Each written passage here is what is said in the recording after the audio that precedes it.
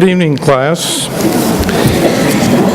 Welcome to the Richard Nixon Foundation at the Richard Nixon Presidential Library here in Yorba Linda. I'm Sandy Quinn. I'm president of the Richard Nixon Foundation, and I'm delighted you're here, and I want you to join me in welcoming our speaker, Andrew Breitbart.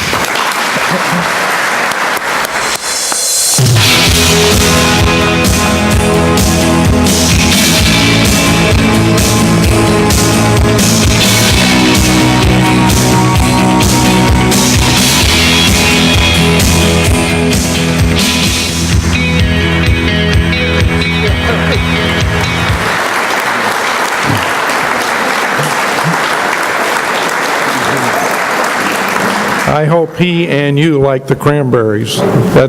See, they don't even know who the cranberries are. That was the cranberries. Yeah, it's a great group. Me, like many of you, used to depend solely on the Los Angeles Times, Walter Cronkite, and the Rotary Club for all our news and information. And it wasn't really that long ago.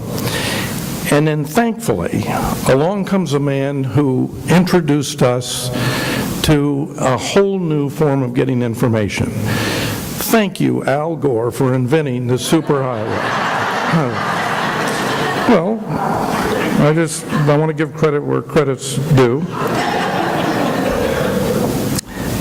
Now, along came online media, and it snatched away from the mainstream media like the Cronkites and the Los Angeles Times and others, the franchise for delivering news to us. It used to be our sole source.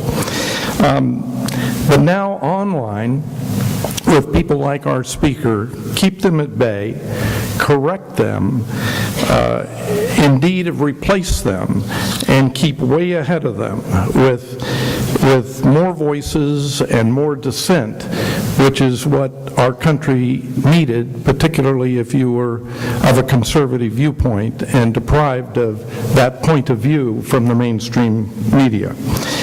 And tonight we have a pioneer, we have an innovator, we have one of the most influential voices, men in America, someone who was an instrumental creator of the Drudge Report, of the Huffington Post. Now he has Breitbart.com, Breitbart TV, Breitbart Government, big journalism, Hollywood, on and on. And next, he's committed, yes, and I know you want to hear this, big Yorba Linda.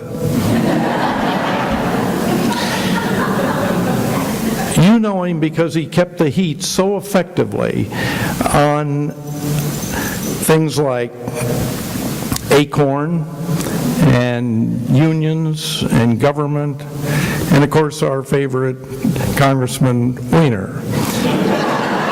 who we don't hear from anymore.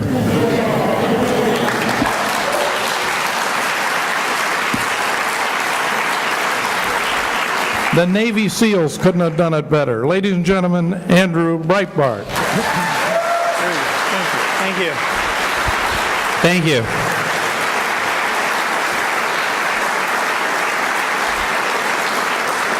What a pleasure it is to return to the Nixon Library and birthplace. I was here only a few months ago where somebody in the crowd purchased me this tie. I don't know if you've ever seen me in public, but I never wear a tie. In fact, my hair, I usually have a beard, and my hair usually is out of control, and people describe me online as a hobo.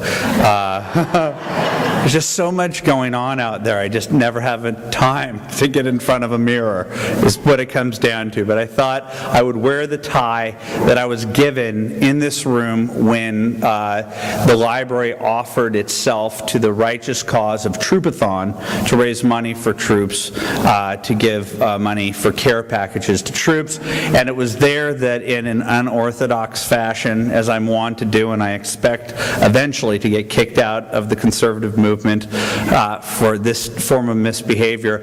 I think I'm the only person who will be ever able to say that they have rollerbladed in this room. For some reason, I thought that I had to go to extraordinary lengths in an online-only telethon to get people to give their hard-earned money to a good cause. So I'll do anything for the cause, and I think that that's a good way to start. I will do anything for the cause, because if we lose in 2012, we've lost the nation. Just my opinion, and I've been out there. Matter of fact, I go to Chicago tomorrow, where I've had confrontations with unions.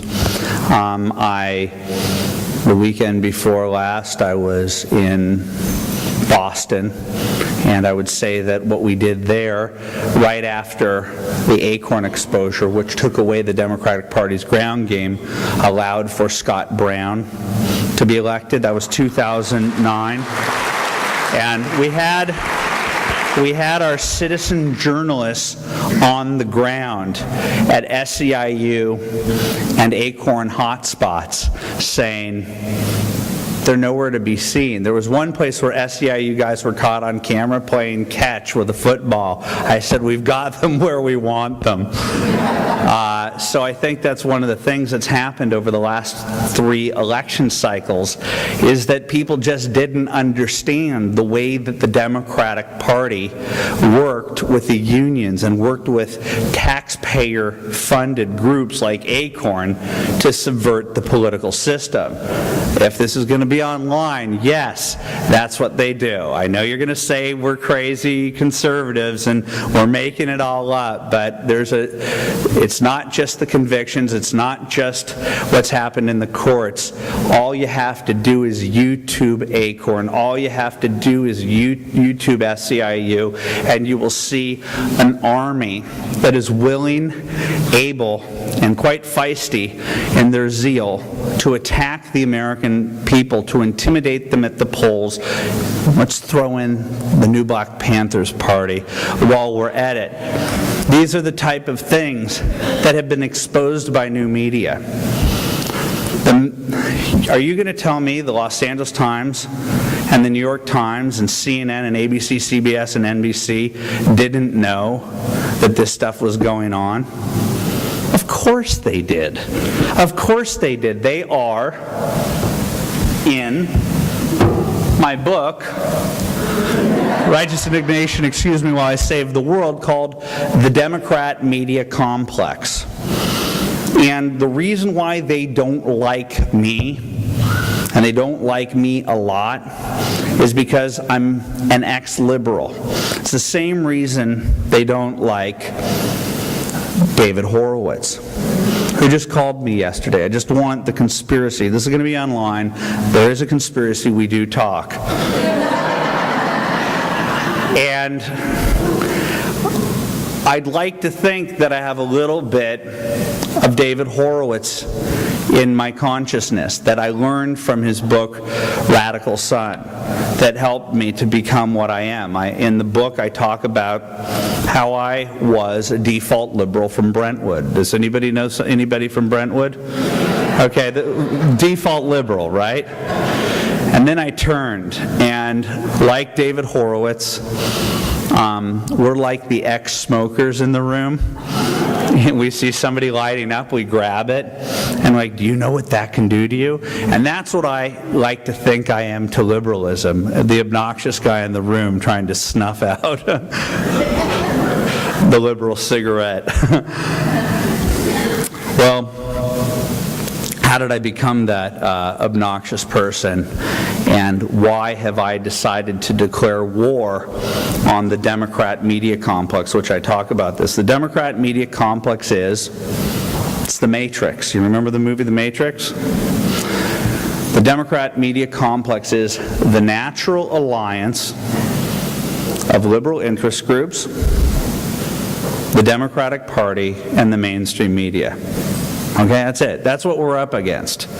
And the problem with the conservative movement is that even though we're a center-right country, and even though, according to Gallup, there are a 2-to-1 ratio of conservatives to liberals, the left intentionally infiltrated, and you'll see in this book, Righteous Indignation, excuse me while I save the world, how the left intentionally, gradually, that was their goal, infiltrated the cultural institutions of this country, starting in the 1940s, when Marxists from the Frankfurt School infiltrated our college campuses. And while you had communists invading the State Department and the Army, Alger Hiss, thank you, Richard Nixon, very appreciative. I wish I could have been there back then to help you with the commies. I'm still a commie hunter too, and they exist everywhere. I'm sure there's some in the room. I'm not kidding. That's what they are. You're not allowed to call them, you're not even allowed to call them socialists. It's like, you're on TV with Katie Creed. Do you really think this president is a socialist? I'm like, I'm not allowed to have an opinion? Yes, I do. I absolutely do. But I think that he is a cultural Marxist. I think that he's politically correct. I think that he doesn't just split us on the haves versus the have-nots. He's doing that right now using the unions. Richard Trumkin, on Labor Day, sent us a nice little message of warfare. Thank you very much for that day off. I was at Bed Bath & Beyond with getting some, blankets and sheets at 50% off. That's what our holidays have become in this country. But I did get a report that Richard Trumka was with Joe Biden, and that Jimmy, I have to remember his name. I have to think of, it rhymes with that guy who used to be a thug in the 60s. It rhymes with Jimmy Hoffa. Jimmy Hoffa Jr., that's right. And he said, that's how, it's like I have to do name associations, okay? When Jimmy Hoffa is telling you that he wants to declare war on us, I think it's not a metaphor. But thankfully, we're putting together an army to take on this cultural Marxist and economic Marxist war that had been declared a long time ago. They finally got the presidency, they finally got the House, they finally got the Senate all together at one time. And the Democrat media complex told us this was the greatest human being that's ever walked. Ever, ever, ever, ever. He's transcendent. He's everything. And he was going to miraculously... Do you understand that Bill Clinton won because he stole Republican ideas? I think Dick Morris came here to speak previously. We had an opportunity to witness who Barack Obama was the day after the election last year, in which we talked earlier, and by we I mean I'm the one talking here, but we convened, so it was us. We talked about Scott Brown in 2009, and that was perhaps an aberration. They didn't have their ground game because of the Acorn thing. The Tea Party had just started. 2010 was an all-out assault by Trumka and the Teamsters and the SEIU, along with the remnants of Acorn and the President of the United States, to wage war against the Tea Party. And their goal was to frame them using cultural Marxist language, such as racist, to try and scare people away from going out and protesting against their takeover of our system. And people were being called racist over and over and over. And the goal was to take this nice fresh body of water called the Tea Party, which basically said freedom, and more freedom after that, and let's throw in some liberty with it as well. And let's invite everyone, including black, Hispanic, gay, straight, it doesn't matter. America is e pluribus unum, and everybody can drink from the water of freedom. And these people went out there and used the Democrat media complex to taint that water so that people would be scared from the inner cities to go into that water and say, I've been in prison for the last 50 years. I've been on the plantation. I've been in the hell, that the utopia that the Democratic Party created. And the Democrat media complex, the natural alliance of the Democratic Party, the mainstream media, and Hollywood, and academia, all of them together. Janine Garofalo starts off, they're racist. Keith Olbermann, they're racist. Before they met them, before they did the reporting that they claim that I don't do, they had to, because they saw that the Republican Party of the last 40 years was so fearful of reaching out and reaching out to those communities because they knew they were going to be called racist. And the Tea Party was sufficiently thick in the skull to say, no, we're going to fight back. And so I, as a person who used to be a default liberal, who started to describe myself as a libertarian, everybody knows the baby steps of going from left to right, and nobody wants to be called a Republican out at a cocktail party in Brentwood or in Manhattan. So I would say I'm a libertarian, and that meant I could have my way with the ladies still.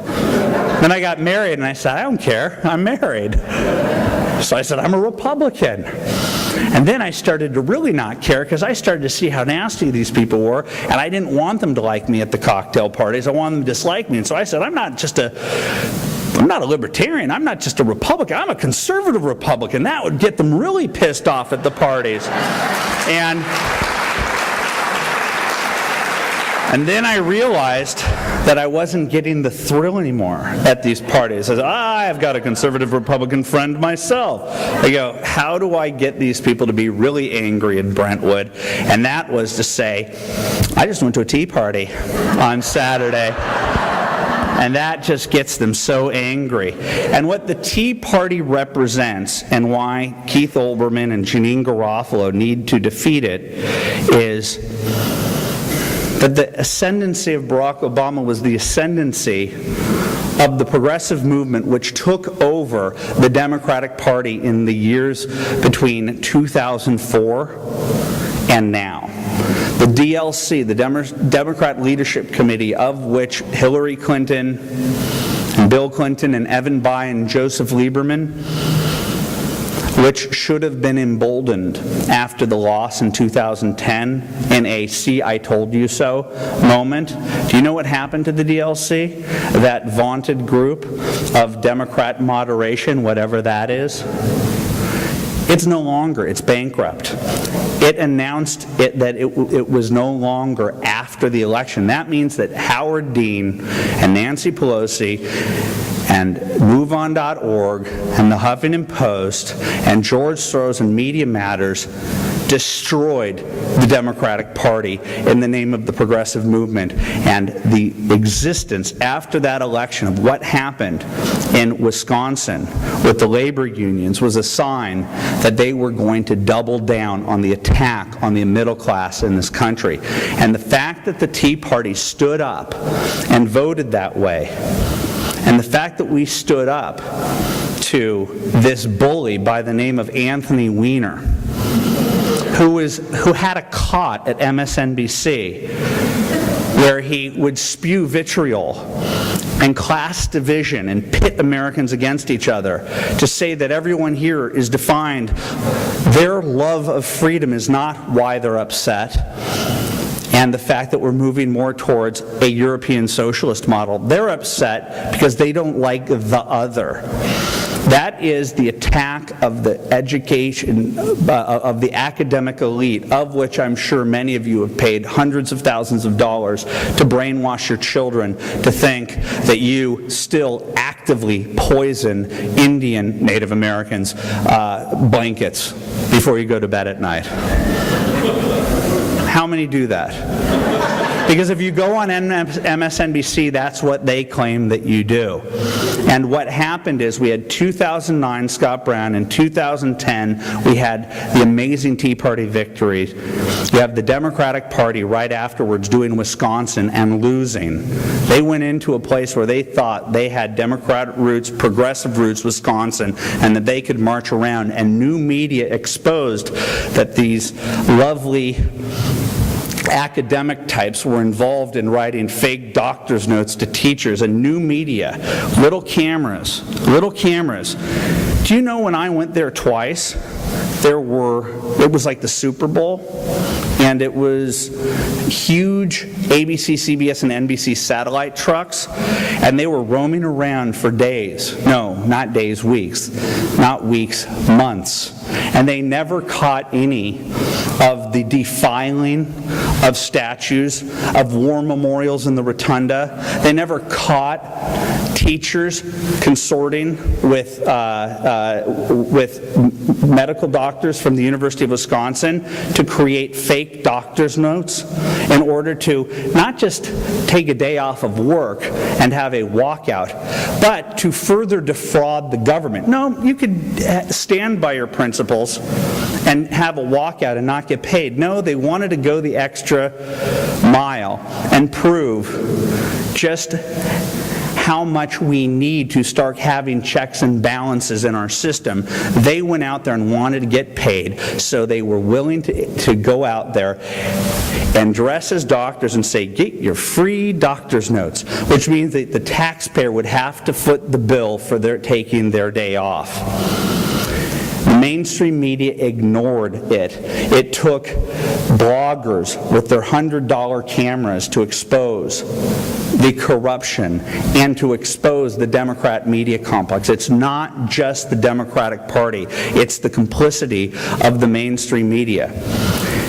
2009, 2010, and then Wienergate. The media again naturally defending the predator, naturally defending the bad guy, naturally taking the side of the bad guy who said that I was the hacker.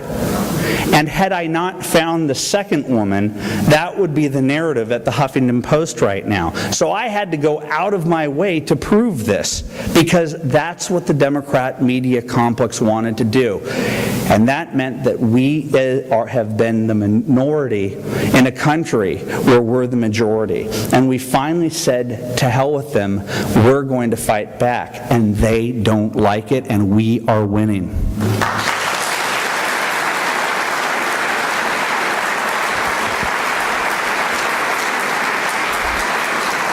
And to make things worse, I didn't go to J school. This is just common sense. They created J school as a means to make it impossible for a person to report when they see a dog get hit by a bicycle. Nope, you need a specialty degree in order to do that. I knew growing up, I go, wait a sec, I've seen like James Cagney movies where these are middle class, lower middle class guys who are drinking at the bar at the end of the day and just swapping stories. They're storytellers. You don't have to be Michael Isikoff or Howard Feynman or Jonathan Alter to say what happened or what you heard, but they were an elite class. The Columbia Journalism School was right next to the Frankfurt School, the guys that came over there, and that is where they infiltrated, and they said, we will infiltrate the American culture, and we will tell the American culture narrative, and we will dictate it. And that is why Nixon was Nixon, by the way. Nixon, I'm Nixon-esque. I got to be honest with you. I'm looking out there, and they are out to get us. They are. And you know what? When you take out Acorn and you take out Anthony Weiner, you have a target on your head. He took out Alger Hiss. And he didn't have new media to defend him, and nor did Ronald Reagan. Thank God for technology. Thank God for innovation. And thank God for the freedom for the average American to say, if you're not going to tell the truth about what's going on in America, we're going to do it too. So I like to shove it in their faces. I don't have a college education. I have no desire to go to journalism school, to become a professor, to become one of the elite. I'm going to keep going to tea parties and meet with my fellow Americans and teach them that that camera that they have in their purse is their weapon to keep this country free.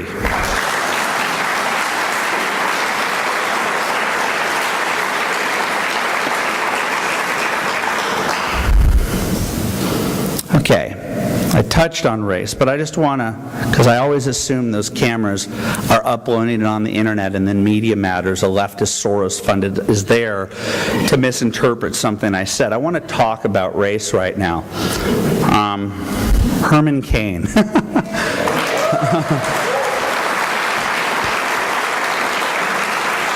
The best laid plans of mice and men. 2009, 2010, 2011, and right now he's at the top of the polls. Go to hell, Democrat media complex. You didn't tell the story about Alan West and Tim Scott winning. It doesn't fit the narrative, does it? And Herman Cain, you are patronizing too.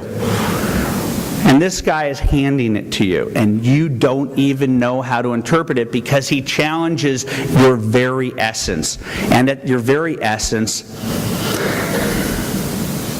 you don't believe in this country, and he does. You don't believe in this country, and so you send the message to the inner city. The Democratic Party is here to help you. And in the 50 years that the Democratic Party, with their utopian-minded academic types, the type that do not like Richard Nixon and the types that don't like Andrew Breitbart and don't like Ronald Reagan, not to compare myself to American presidents, but I just did, and I'll let it stand.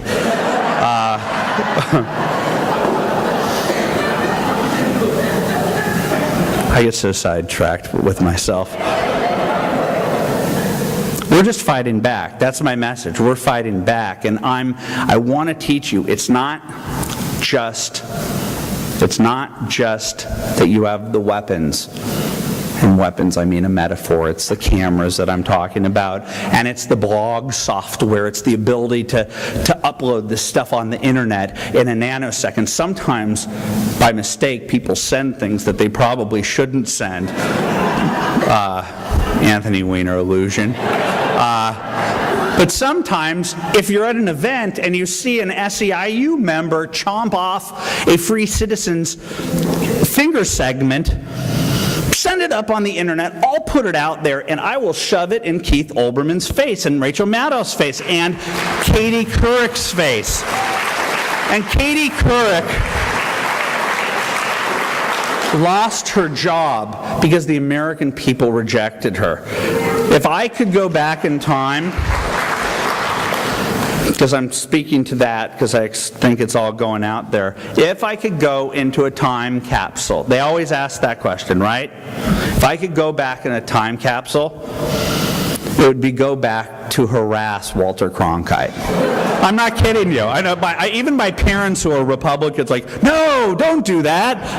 And I'm like, Mom, there's no such thing as a space, capsule. I'm not going to do it. Like, my mom actually would say, don't do that. I'm like, I can't do that. I'm just kidding. But I'm not kidding. Because that guy helped us lose the Vietnam War.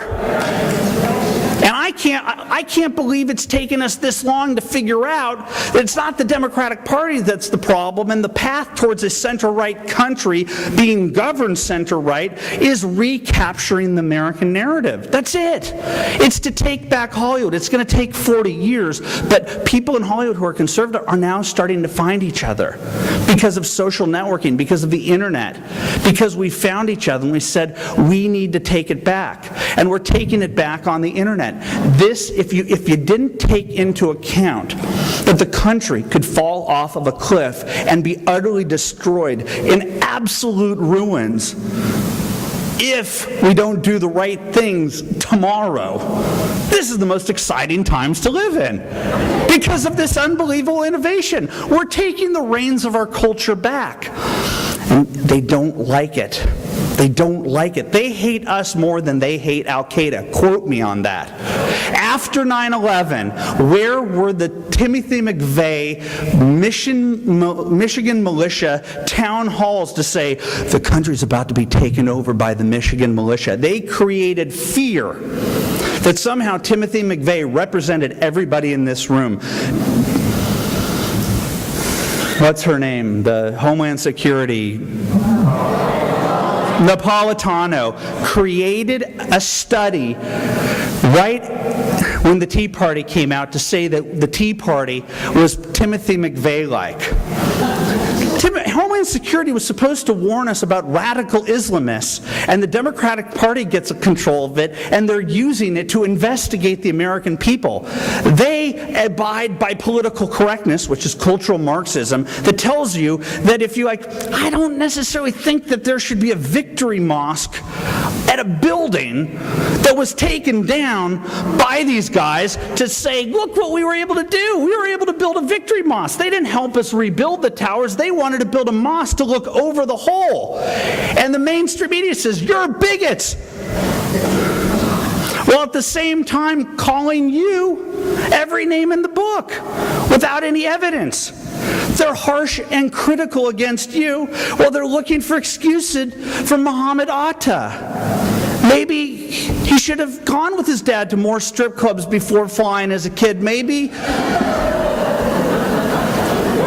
I don't know. I digress.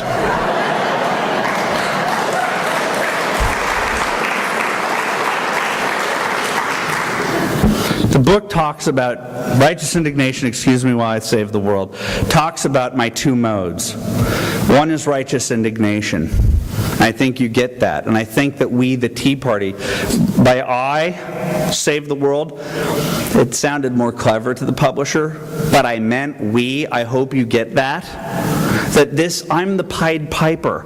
I can't do it all by myself. Every time I go to a Tea Party or an event like this, I say, okay, guess what? You're anointed. You're in. You're now, everyone here, Katie Couric, everyone here is now a journalist. They're now competing with you for their next job. That's what's happening. If they're not going to report the truth, if they're not going to report the true American narrative, then we're going to do it, and we're going to supplant every network, every anchor, every reporter, and we're going to put them all and banish them on current TV. That's what we're going to do. One by one, we're going to fill up current TV. It's just going to be a network of freaks. The other mode,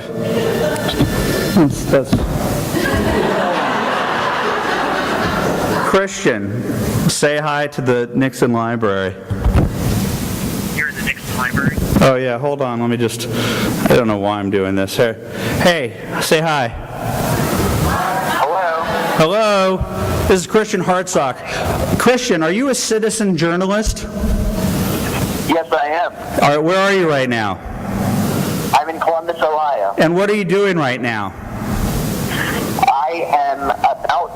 I'm working on a news story to rebut the lies, the absolute lies that Ed Schultz. Well, that guy on MSNBC. And does this relate to the unions, the propaganda, and the coordination of the Democrat media complex against the American people? 100%. And how much money am I paying you to do this?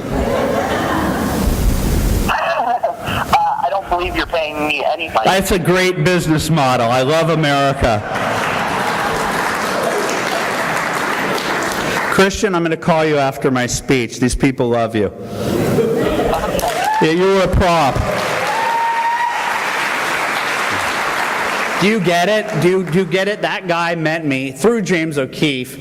We're social networking our way into their brains and freaking them out. And it's not just about exposing them. It's not about getting in their faces and saying to Richard Trumka, bring it on. Bring it on. There are more of us than there are of you.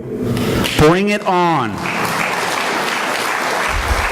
It's about doing what Herman Cain does. I wanted to bring it back to that. The guy's positively Reagan-esque, and nothing pisses them off more than exposing them with a smile on your face. So you can't do this all by yourself with righteous indignation. You got to throw in the jocularity and smile as you're digging their political graves. Thank you very much. I'll take questions.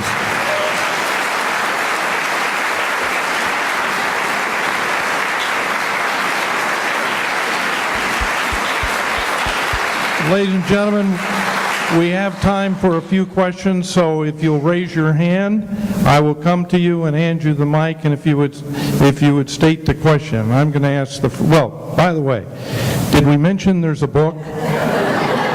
I don't know if he did, but I want to, Righteous Indignation, and coincidentally, it's in our gift shop, and he's agreed to sign it right afterwards. So immediately after here, we'll do some signing in the lobby. And you have a question. Joanne Wysocki from the harbor area of Los Angeles. Do any of the potential Republican candidates for president excite you?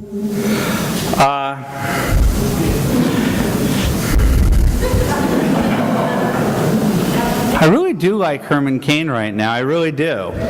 Because you can have the perfect candidate up there. If there existed that perfect candidate, that person is going to be Palinized by the Democrat media complex, mercilessly attacked with unfounded, unsubstantiated, tawdry gossip, and then say, you can't elect that person because that person's been spoiled. You go, why? I go, the stuff that was spoiled isn't true. Well, it just worked. That's what the Democrat media complex does. And whoever your perfect candidate is going to go through that process. So to be honest with you, Palin, before being Palinized, was a pretty terrific candidate in my idea. And now I think to myself, and I'm a media strategist, they've already done everything. And guess who just vetted her? Joe McGinnis. And he came out with an email that we discovered where after he handed in the book, we discovered this. He sent a letter out to the lowliest blogger in the left-wing blogosphere, whose obsession is that Trig Palin is not Sarah Palin's son. Okay, Trig Palin birther is what they call these types. And in this letter, this person whose sole job was to try and ruin Sarah Palin, to become the ultimate compendium of Sarah Palin trash, he went and moved next door to her with Random House's blessing. It's called the Democrat media complex. It's the natural alliance of the Democratic Party, liberal interest groups, and the mainstream media. Random House, the top of the food chain, abided by that. If I came up with a book about Katie Couric, and I live next door to her, do you think that the Today Show would allow for me to go on there like they put on Joe McGinnis? Or how about when we expose that he sends a letter in overtime? He's handed the book in, and the email that we discovered and published, which you probably haven't heard of because the Democrat media complex doesn't want you to see it, the letter says, my lawyers at Random House say that this is just unfounded, tawdry gossip. And you, the blogger, as one of my sources, and all the other sources that I've been trying to find, cannot substantiate these rumors. And he goes through 6 salacious rumors that have been swirling and are central to the defamation that exists out there of her. And he's trying to at the last second, the book's already been put out there, and he says, all I've got is gossip. And I need you lowly blogger, Trig Palin, I need you at this last second to help me to confirm all this stuff. and they put out the book with 5.5 out of the 6 unfounded and tawdry bits of gossip without further substantiation, saying a friend of a friend of a friend says that Todd had an affair or something like that. The tawdry gossip that was isolated, and Sarah Palin, thankfully, is fighting back, sent a letter to Random House saying, guess what, you people who are smarter than me, this hick from Alaska, that letter constitutes a breach of lawyer-client privilege, and we are going to be suing you, and we get to look at all of your back and forths with this hick from Alaska. You understand? The person who's going to win is the person who has the guts to fight back. Because these people are playing for keeps. So when I look up at there and I see a person who's like, boy, Newt Gingrich, he's fantastic. He's the smartest person on the stage. After the 2010 election cycle, what did he do? Did he go out there and did he fight back? No, he looked at the polls and said, Barack Obama is going to be the president of the United States until 2064. Okay? And I need to figure out how to exist in this new environment. And he sat down with Nancy Pelosi on global warming. Okay? I like Newt Gingrich a lot. I do. But we're about to lose our country, and we need somebody who's going to stand up for themselves and to stand up for this country. And so that's what I'm looking for, is a fighter out there. And the only person that I've ever seen that's had the guts to keep going out there after being hit and hit and hit and hit is Sarah Palin. And that's the number one characteristic I'm looking for in this election cycle, because it is a war. Hello. Oh, okay. The word electable, for the first time in my recollection, has become a big word in primarily the Republican Dominion. Mm-hmm. Bob Dole was electable. George Bush was electable in 1992. But the dire straits McCain. today have never emphasized that word. The question I have is Herman Cain electable? Is that what? Is Herman Cain electable?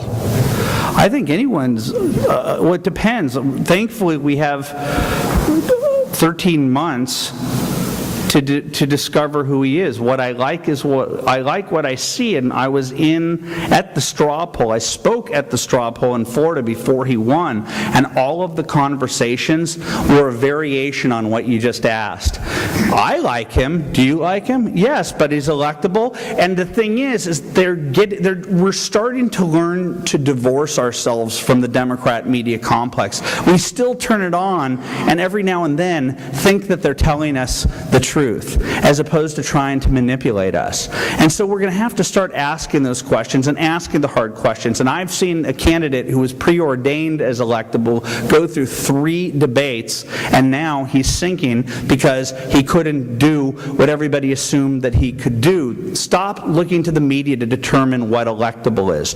This guy has the narrative, and if we will never win this country back and reconstitute it in its founding principles, if we cannot cross into the black community and the Hispanic community and say, this Constitution transcends our race, and you need to be invested. Freedom will work for you if you let freedom work for you. But no one in the conservative movement has had the guts to go there and get slapped upside the face 1,000,000 times being called a racist, because that's what the Democrat media complex will do for anybody that touches the third rail of American politics. And I don't care about being called racist. I could care less. I go and I speak to conservative black, Hispanic black organizations, and I say, I want to march to war with you. So to me, Herman Cain is a potent weapon that can break down the Democrat media complex, because without race, they've got nothing.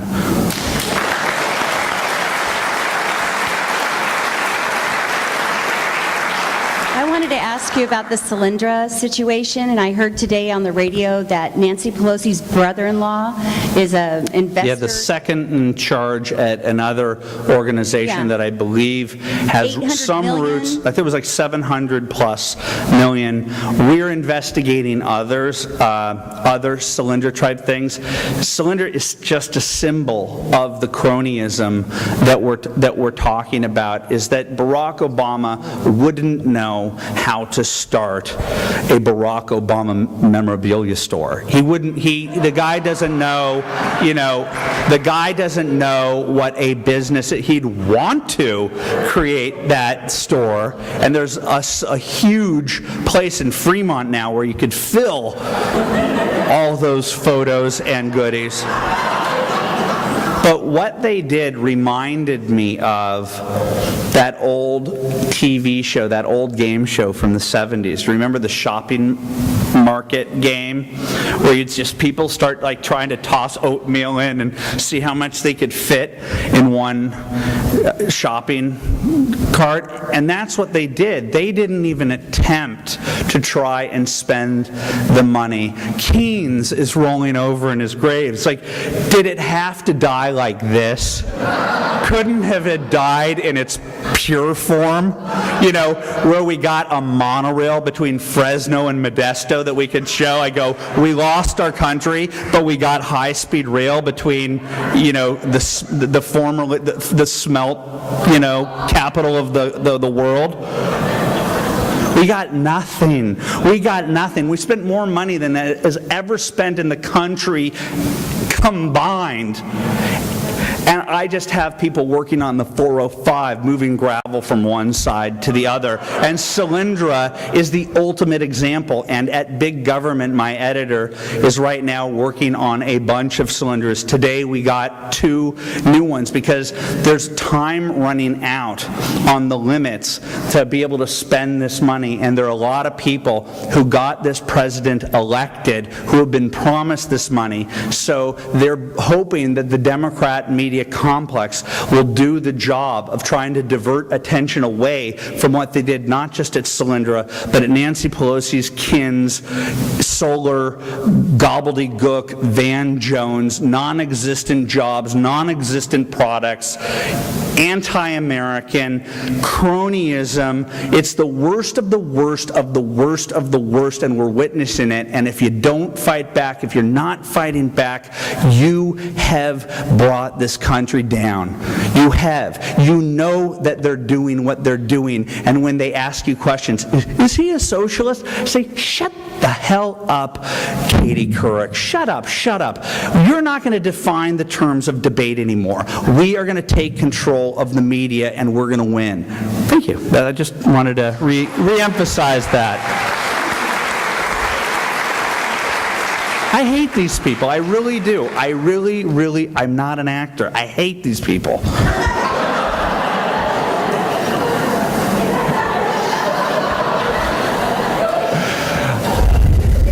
Thank you so much for doing what you do to pick apart these people. It's just fun. wonderful. It's so fun.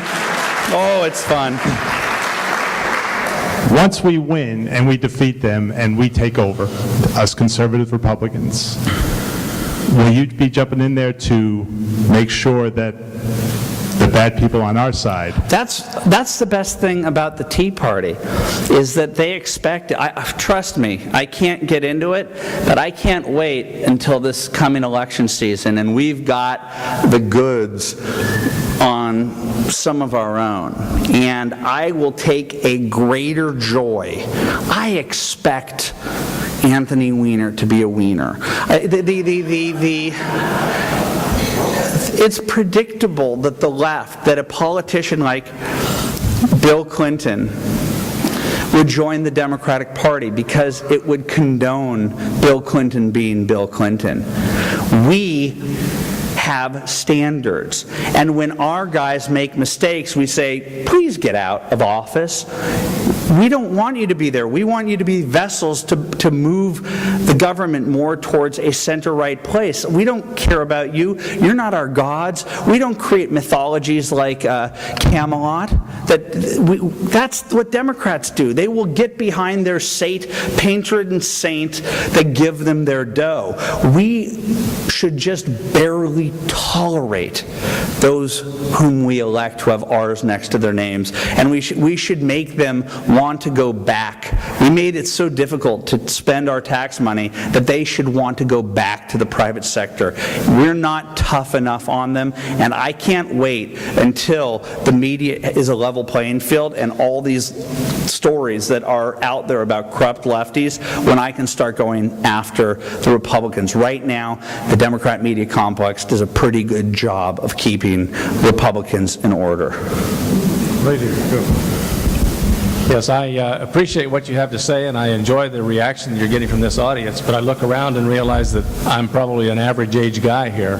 I'm curious to know what reaction you're getting from those that are in their 20s and 30s. I just came from a pool party where everybody just jumped in naked. It was unbelievable.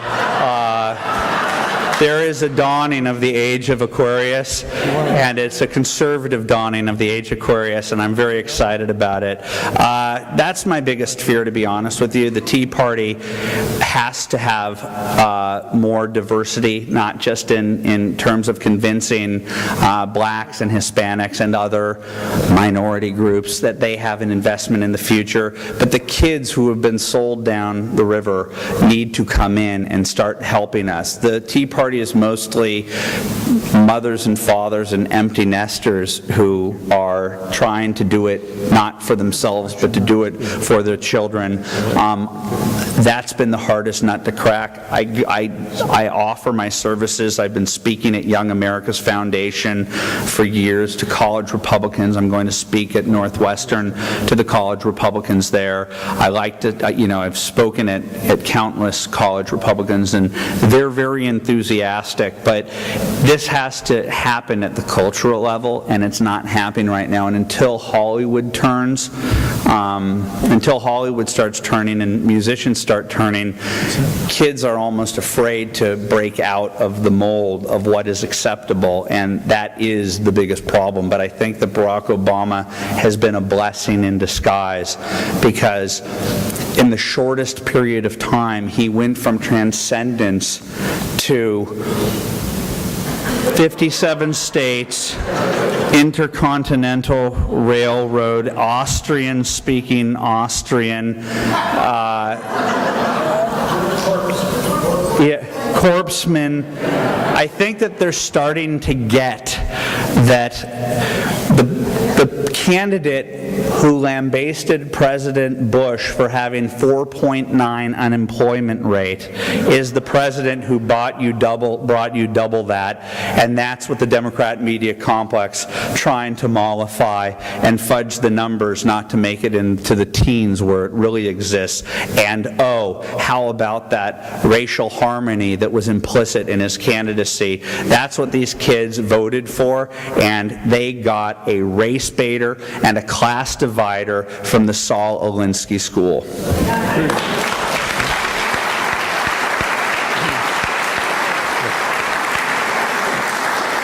Andrew, as somebody who survived liberal academia very recently, I'm very excited for big education when you're watching that. Yes.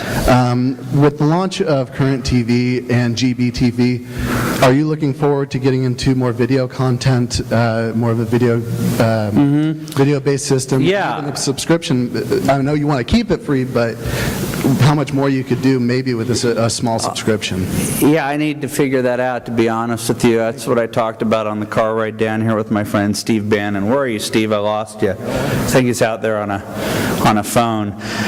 You know, this entire endeavor has been built upon, the power of my convictions, and I watch as others have figured out how to monetize it, with polls and T-shirts. There's no Breitbart T-shirts, and I just don't, with so many stories to break, there just isn't the time to do that. But I think that for the benefit of the movement, it has to go a little bit more pro, and to start doing the things that you're talking about, to be able to afford to do those things. What I have found in trying to understand why the conservative movement don't take it personally, sucks. Why it loses when it should be winning, especially with message, is I don't know how many people here are big-time donors to the Republican Party, but every election cycle, you're so fearful that you're going to lose the country that you just throw your money into congressional assembly races, and you go, I hope that these fools can patch it together to make it so that Armageddon doesn't happen. And I've told you, the problem is the culture. The problem is the Democrat media complex. And when the Democrat media complex is threatened, meaning Time Warner, Random House, ABC, CBS, NBC, New York Times, Politico, you name it, the complex, when it is threatened, the money, I'm talking $315 million here, goes to the Huffington Post and says, let's create yet another concentric circle of protection to protect the Democrat media complex from this insurgency. And so there's no money out there for people like me. None. Let me give you an example. Would you say that I'm more pro-capitalism than the Huffington Post? Is that kind of an inherent truth that even the Huffington Post would have to accept that premise? If you are Acme Oil and you create the oil that fuels Lori, David, and Al Gore's jets to go back and forth to their huge mansions, if you're Acme Oil, the Huffington Post is filled with anti-oil, anti-drilling, unless it's us borrowing Chinese money to drill in Brazil, where there are less government restrictions on how that drilling could be done. Hypocrites. Acme Oil is going to create an ad that is crafted around, well, it's the Whole Foods model. Hi, we're Acme Oil, and we believe in the extinct chipmunk. You know, and then you see a chipmunk running around and you go, we put 0.001% towards saving the extinct chipmunk. And that's at the Huffington Post, and they pay $10 CPM for that. I'm like, well, what do you have to do with chipmunks in the first place? I'm like, when I go to Whole Foods and I look, what's going on here? This is bread. How is this saving the universe to buy bread? Corporations are paying protection money.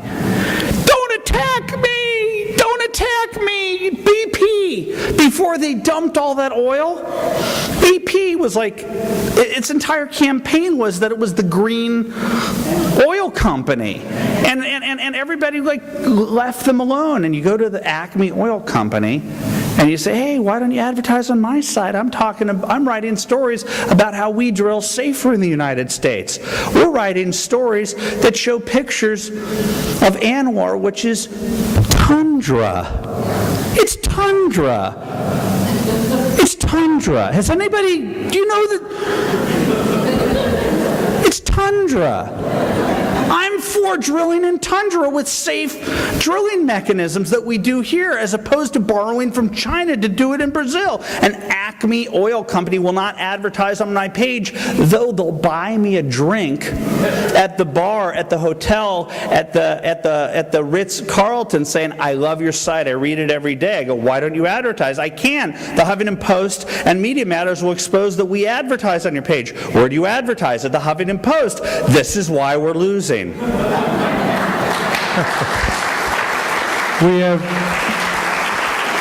We'll do two more questions. First one from a faithful fan, a young student from Orange Coast College.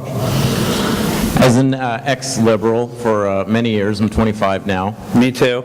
And I enjoyed your book very much. Oh, thank you. Thank you. I want to know what you feel the gap is between the Tea Party and the Republican Party, as far as why many liberals feel that many Republicans hate the Tea Party, and how Republicans now feel that it's the Tea Party that is giving them a bad name. That's the Democrat media complex creating that schism, I think, except for Republicans whose turf is being challenged. And so there are a lot of businesses, posing as activist groups that are conservative and think tanks and other sundry 100 million, 200 million, 300 million endowments and the like, who have been telling you in letters that come to your house because you bought, a conservative magazine, and next thing you know, you're on a list asking you for money, is those people were the ones that were supposed to protect us from the barbarians at the gate. And instead, they became very comfortable living in a world in which they were the minority so that they could write to you and you'd keep subscribing and keep paying because they were scaring you that things are getting bad and we're the ones who are going to save you. And we, the people, is all the Tea Party is. The people said, if they're not going to do it, if the politicians aren't going to do it, we're going to do it. So the only people who believe that are those who still believe that Katie Couric's your friend, or people who believe that the people who got us into this position on the right are going to be the ones that are going to make the correct decisions when they've never, ever, ever made the correct decisions in the past. This is a democracy, and that is what the Tea Party is. It's an active democracy at work. It's the best thing that's ever happened to the country in my lifetime. The final question will be from this young lady right here. Thank you very much for your Sarah Palin remarks. I have family that lives in Wasilla. Fantastic. Well, And I like her a lot. I really do. I've met her, and it tears me apart what they did to her. It tears me apart. It shows how evil they are. Is there any way of getting the point across that our president is not in the White House office very much? Well, my gosh, in the pantheon of his foibles, you want him to govern more? I like him on the golf course, and I like gridlock. So I'm not going to have a problem. I don't have a problem with him out on the golf course. Let the left have their Ike. That's it. Thank you.